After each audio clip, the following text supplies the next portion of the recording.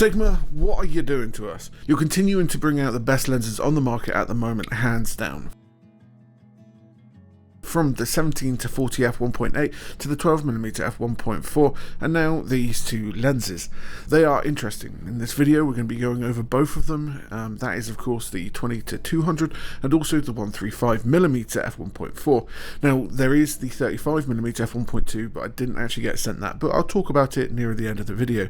These are almost the opposite in their design, but I will say I'm surprised at how genuinely fantastic they both are. Now they're not both perfect, but they give you quite a lot bang for buck. It's no word of a lie that I think Sigma is one of my personal favourite brands when it comes to lenses.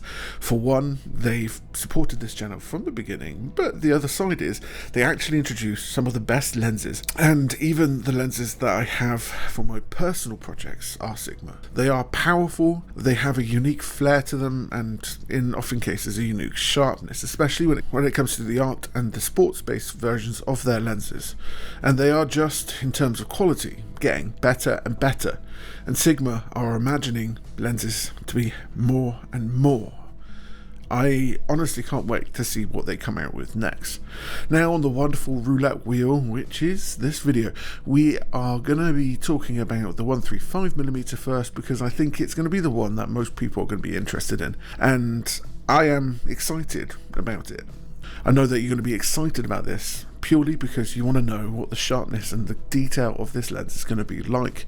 First of all, let's talk about Sigma's choice here when it comes to what they've created. Of course, the 135mm lens has become a staple for portrait photographers around the world, especially when it comes to the Sony GM 135mm f1.8. Now this is indeed 1.4, so what does that actually give you? Stick around and you'll find out. What I find that's interesting here is that Sigma have yet again decided to look at the market and be like, do you know what can we do a little bit differently? What they've done is actually increase the aperture. So this is going to be an aperture f1.4, allowing you to get just exquisite bokeh and really low depth of field to really bring out those portraits. But it even actually retains sharpness at 1.4, getting some of the best detail shots and some of my favourite shots that I've ever actually taken. But we're going to go into that in a little bit later. What I've done for this particular video is go out with a musician called Alys, and we went to Bute Park to get some recordings of her as well as some nice little photos. We got the 135. I wanted to take both wide shots and close shots of her to really see what this can do. First of all, let's really talk about the design of the actual lens itself. So it's very reminiscent of the 105 f1.4, which was Sigma's previous portrait king, and it is actually just that little bit smaller, being at the same aperture and a longer focal length. This is actually impressive. I've had the pleasure of using the 105 on a number of occasions, including Wales and West, for a bunch of shots that I'm showing you now, and that 105mm was absolutely excellent. But you do have a massive front element, and it's no different here with the front element of the 135 being 105mm, so filters are going to be a little bit hard for you to actually find. And you saw this filter size with the 200mm as well, so perhaps they're going to be bringing out some. So when it comes to the people who are doing portrait photography these days, their 200 and their 135 are an absolute smashing duo. It'll be interesting to see when these eventually come out in RF and Nikon Z mount, but at the moment it is just in E mount as well as L mount. With it being slightly smaller than that 105mm, it's actually a little bit lighter, but it does actually have 17 elements in 13 groups, 3 FLD and then 2 spherical. These are just there for general lens correction, making sure that you get top quality images. You do actually have a 13 blade diaphragm aperture, making sure that the bokeh is circular and absolutely stunning. It does have a minimum aperture of f16 and the minimum focus distance of 110 centimeters or 3.4 inches if you prefer inches to centimeters. The general filter size is 105 and the weight of the lens is 1,440 grams, or for the size and the capability of the lens. And I will say, with the recent lenses, especially the new portrait primes, that the weight has actually been very reasonable. this going into one of the reasons why I think the best way to really test this lens is out on a Sony, because the autofocus system on the Sony is absolutely fantastic, and when it comes to third-party lenses, it doesn't always translate, but these new Sigma primes have been absolutely perfect, allowing you to use IAF as well as full AF for video, and it pretty much stays exactly where I want it to. And you've actually got some of the best autofocus for third-party lenses on the market with these couple portrait primes that have come out, and especially this new 135. It's just accurate. It does what you need it to and snaps to exactly where you want it to be, and again, for autofocus performance, these guys are absolutely fantastic. Don't worry, we're going to be going into the 20-200 in a minute.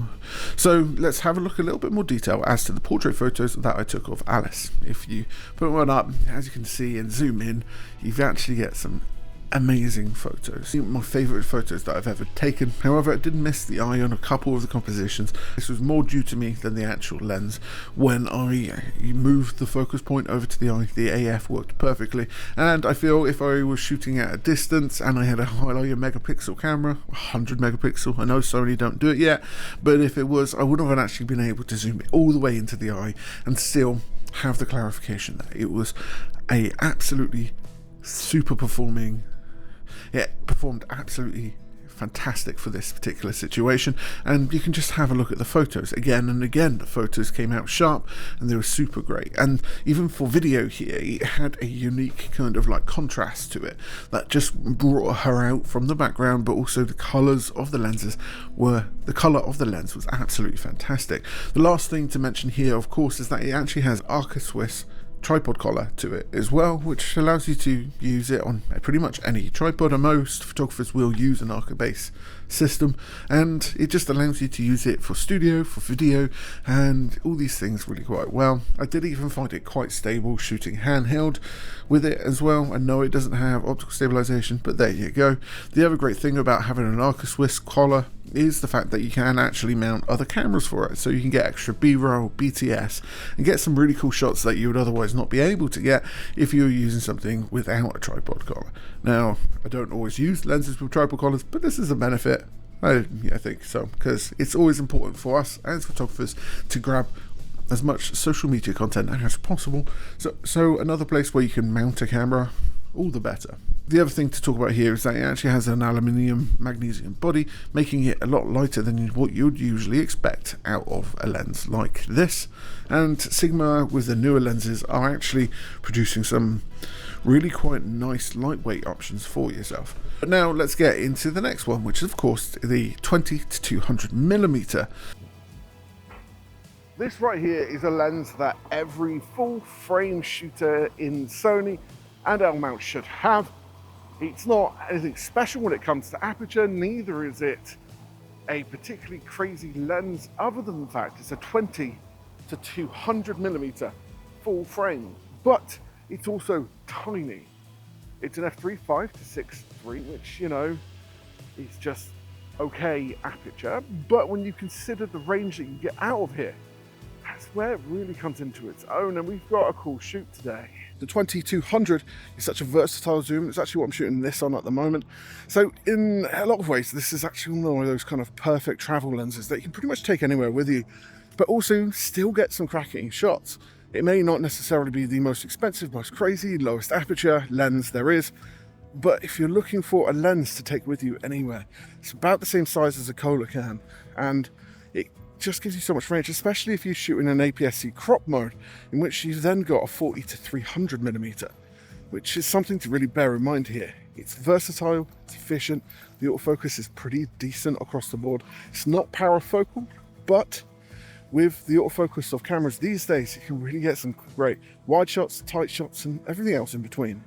Really happy with it. And not only that, the 135mm has actually just achieved one of my favourite photos I think I've ever taken. Not that I'm getting cocky, but I think it was an absolutely exquisite photo, and I can't wait to get down and edit it. So we're just going to shoot now here in the reeds, and hopefully get some more awesome content with both of the new lenses. Now, in general, when it comes to super zoom lenses, there are a few things that you're genuinely going to expect, just because it's purely impossible for physics to work out that physics to work out that amount of range, and the tech's not really just there yet. There is a reason why primes are considered sharper and most accurate when it comes to distortion. These lenses don't necessarily always pan out. When it comes to super zooms, Sony actually did one, which was the 24-240, which is actually a really fun and quite powerful lens. It is a 10 times optical zoom, and this one does come in at a 20-200, which means it's actually perfect to shoot for. It's perfect to use for things like vlogging. It allows you to get a really nice wide angle shot of yourself, and I would say this is where it really comes into its own. Having the ability to go super far in as well as super wide gives you a really great lens for documentary work. So I shot most of this content today on this lens, the 20-200mm, for sort of documentary, ad hoc kind of like filming. I think it actually works out pretty well. It's not the lowest aperture, no, but in terms of versatility, I can get some really great shots, especially if we got, for example, Tom over there. I can capture that and then come back directly to this. That's really quite useful, especially if you're looking to do a lot of travel, photography, videography, doing like vlogs and stuff. It's just a really good focal length range to have. You get a little bit of depth in the shots, but overall it's just a really powerful lens. So what we've got now is Alys on the log. She's going to be walking backward and forward. We're going to do a song. We're using the 20-200 here to zoom in and out and hopefully get some incredible shots. She looks absolutely stunning here, and I'm quite happy with the stuff we've got so far. Very much run and gun, and you get some incredible looking shots out of it. And let's not talk about the fact that at the moment there seems to be a real kind of interest in super zoom lenses, especially TV second-hand lenses. However, these have a very small image circle, and this is in fact full frame, giving you full access to your sensor and the capabilities of your camera. Now, I have reviewed super zoom lenses on this channel before, and the last one I believe was actually the 60-600mm, which, if I was to put my money down on a super zoom for fun, this would be it. It got a hell of a lot of distance to it, and it just allows you to do so much more with the lens. However, that was massive. Now, the 20-200 also allows you to do that. It's just a very creative tool in your arsenal, especially if you're a videographer and photographer. However, it's not perfect. I'm going to be straight up here and just say there's a lot of distortion on the 20mm end, and when it comes to actually shooting, you can see it a lot you can see it a lot in the vlog angled footage, and there is a lot of curvature on the edges. But this is something that you're going to be expecting here, and it's something that can actually be fixed fairly easy. And it's just a nature of a super zoom lens. Neither is it the sharpest lens in the world. It does produce very good high quality images, and you'd be happy for them if you are doing things like traveling a lot. And in this day and age, I don't think sharpness for this kind of lens is actually what people are looking for. They want to be able to create stories with it, be it for photo or video. And I think it actually works out pretty well. It's not the lowest aperture, but in terms of versatility, I can tell you I got some really great shots. Now, yes, it's not the perfect lens in the world, but equally it's not even that expensive. This is 20-200, so it's ideal for people looking to travel, vlogging, where you want to keep your camera gear as light as possible for when you're traveling, moving around quite a bit. I think I've really thought about this, and it actually comes at a really decent price. The price being, of course, £799, making it a really great lens for people looking to build out their collection of lenses, but also having a great sidekick lens in your bag at all points. It has a lot of uses and has a lot of capabilities, and I can't stress that enough. It does, however, have an external zoom mechanism like you would have expected just in general. It actually comes, and with this, I mean, it comes out of the lens to quite a bit of a distance, so you need to make sure you don't whip it around all the time and go crazy with it. But you're not going to ever get this lens in an internal zoom anyway, unless you've got something like a TV lens glass So that's just how it is. You also got to bear in mind that this is the world's first 10 times zoom with an ultra wide 20mm lens for full frame. That is impressive all unto itself. With a minimum focus distance of 16.5 centimeters at the 28mm focal length, you can actually get almost macro style shots with this, and it is actually quite impressive in that respect. It does come with a 72mm filter size and weighs around 550 grams, the dimension of this lens being 17.2mm by 115.5mm, making it actually quite easy to take out and about for general daily usage. And this is a lens that you would have with something else anyway. This is only the lens that you would ever need to take with you on holiday, and it just performs well for all of those kind of things. This isn't really a lens that is parafocal. However, you match it up with a camera with a decent autofocus system, and it can get as close to that as possible.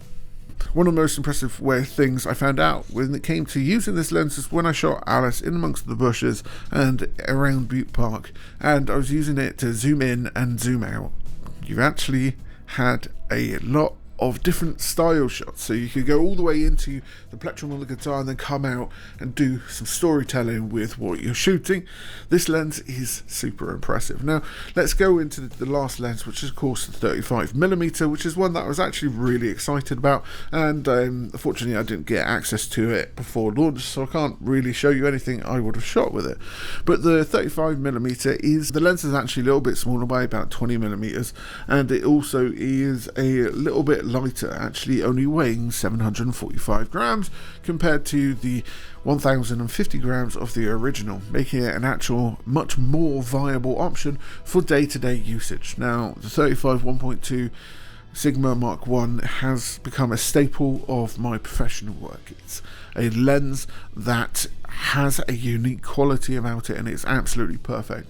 However, it is a lot heavier, so I feel when it comes to people looking at the 35mm 1.2, it will actually be people that have bought the lens before, as well as people who really want to try out a lens that is really going to just produce some amazing stuff. And that 35 1.2 is a lens that I couldn't recommend enough, be it the Mark I or the Mark II.